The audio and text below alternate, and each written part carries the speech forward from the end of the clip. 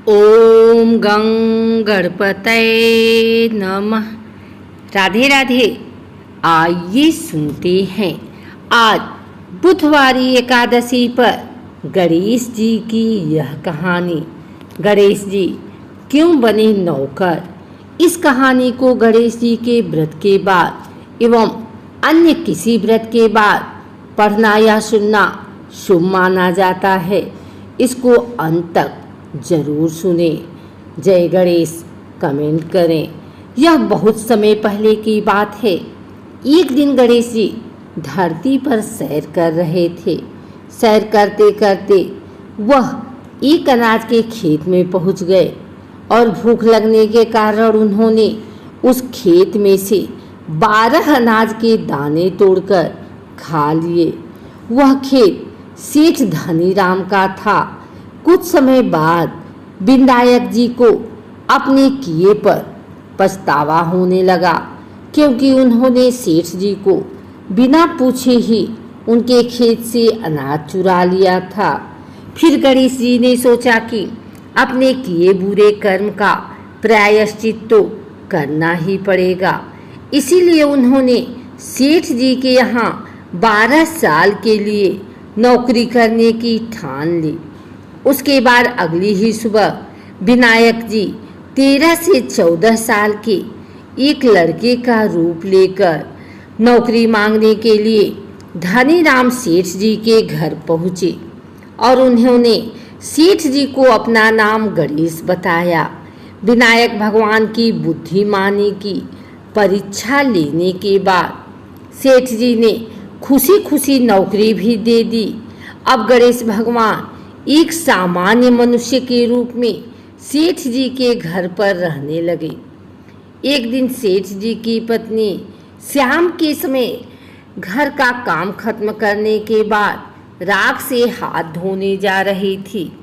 वह देख गणेश जी ने सेठानी जी के हाथ पकड़कर जबरदस्ती मिट्टी से धुलवा दिए। गणेश की इस हरकत से सेठानी आग बबूला हो गई और उन्होंने सेठ जी के कमरे में जाकर गणेश की शिकायत कर दी। सेठ जी ने सब कुछ सुनने के बाद सेठ धनीराम ने गणेश को बुलाया और इस हरकत का कारण पूछा। गणेश जी बोले कि सेठानी शाम के समय राख से हाथ धो रही थी और ऐसा करने से घर की लक्ष्मी नाराज होकर चली जाती हैं।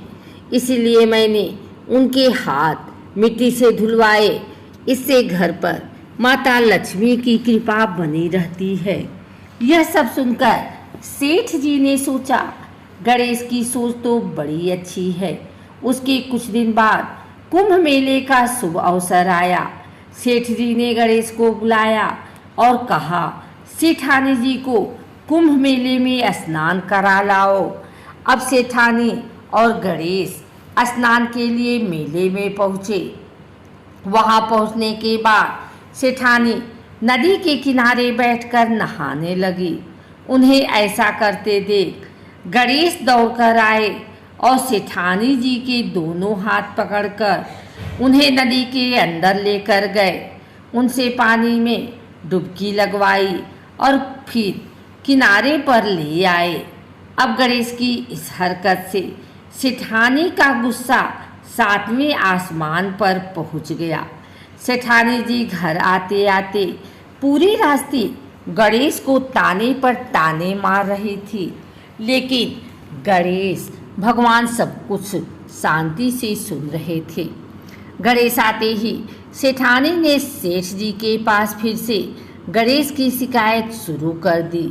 सेठ जी ने तुरंत ही गणेश को बुलाया और पूछा, तुमने ऐसा क्यों किया? गणेश जी बोले, सेठ जी, सेठानी नदी के किनारे बैठकर गंदे पानी से नहा रही थी, तो मैं उन्हें नदी में ले जाकर साफ पानी में डुबकी लगवाई। ऐसा करने से उन्हें अगले जन्म में बहुत बड़ा राजपाट और वैभव मिलेगा। सेठ जी ने सोचा कि गणेश के विचार कितनी अच्छी हैं, मेरे परिवार का भला सोचता है। कुछ दिन बाद सेठ जी के घर पर पूजा थी। पंडित जी आने के बाद सेठ जी ने गणेश से कहा, जाओ और सेठानी जी को बुला कर लाओ। सेठ जी की आज्ञानुसार गणेश जी सेठानी को बुलाने गए। उस वक्त सेठानी काली चुनरी ओढ़कर कमरे से बाहर आ रही थी। वह देखते ही विनायक जी ने वह काली चुनरी उतार कर फाड़ दी और कहा कि पूजा के लिए लाल रंग की चुनरी ओढ़कर आइए। अब सेठानी बहुत ज्यादा नाराज हो गई और गणेश पर चिल्लाने लगी।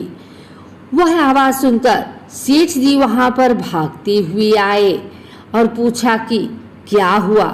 तब सेठानी बोली, गणेश ने मेरी चुनरी फाड़ दी। फिर सेठ जी ने गणेश को बहुत डांटा।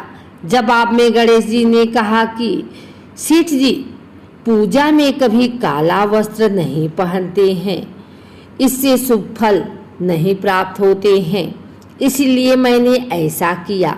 सेठ जी ने सोचा कि गणेश है तो बहुत ही समझदार। इसी तरह लीला रचाते हुए उसी घर में गणेश जी के 12 साल बीत गए।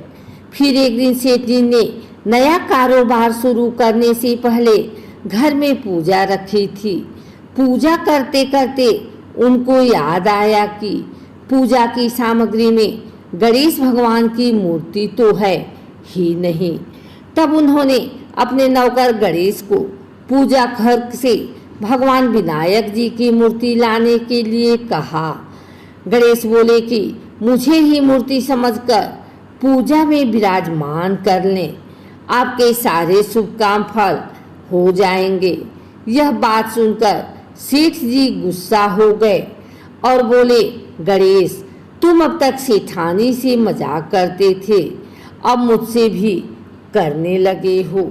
उत्तर में गणेश जी मुस्कुराते हुए कहा, नहीं सेठ जी, मैं मजाक नहीं कर रहा, मैं सत्य वचन कह रहा हूँ। इतना कहने के बाद नौकर गणेश ने अपना असली भगवान स्वरूप धारण कर लिया। साक्षात गणेश भगवान को सामने देखते ही सेठ और सेठानी उनके चरणों में लीन हो गए और उन्हें अपनी पूजा संपन्न कर ली। उसके पश्चात गणेश जी देखते ही देखते अंतर ध्यान हो गए। बाद में सेठ और सेठानी को बहुत पछतावा होने लगा कि स्वयं भगवान हमारे घर नौकरी कर रहे थे और हमने उनके साथ कितना बुरा व्यवहार किया, उनसे बहुत सारा काम कराया। यह सोच सोच कर दोनों दुखी होने लगे। फिर उसी रात सेठ और सेठानी के सपने में गणेश भगवान प्रकट हुए। उन्हें समझाया कि मैंने 12 साल पहले तुम्हारे खेत से 12 अनाज के दाने बिना पूछे तोड़ लिए थे और उसी कर्म का दोष दूर करने के लिए मैं 12 साल से तुम्हारी घर की नौकरी कर रहा था। अगले ही दिन से सेठ जी पर गणेश भगवान की माया हो गई।